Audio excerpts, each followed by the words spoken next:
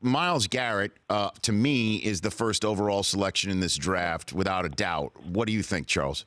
I don't have any question about that either. I think he's a top guy.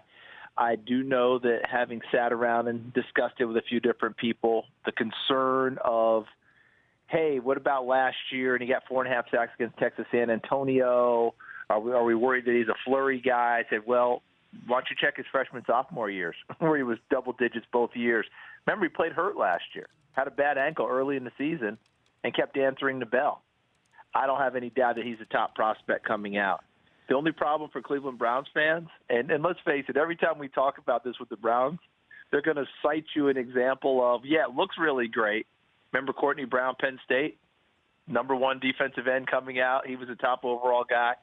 Didn't work out for him. So the Browns can always find misery, even when they should be finding joy.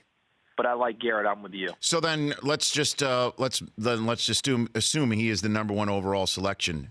I was asked on Twitter yesterday, and I don't have the answer to this question. Who's 2? Who's number 2 in this draft, Charles? Well, 2 may not be the player. 2 may be determined by what San Francisco decides they absolutely have to have. Because if Kyle Shanahan falls in love with a quarterback and they decide we're not going to wait, that we're going to take this shot with a brand new coach, with a 6-year contract, a brand new GM with a 6-year contract, they may have a little more cachet to get one of these quarterbacks out of this draft that we wouldn't rate as highly and say we've got a little time to develop him.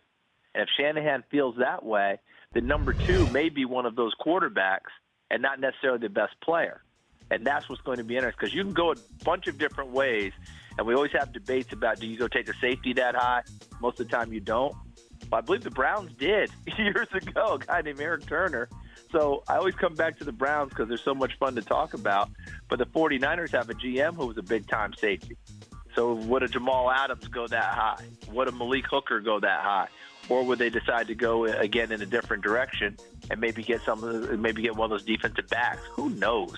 But all I'm saying is the 49ers may be the first domino in terms of quarterback. The Rich Eisen Show, weekdays at noon Eastern on Audience.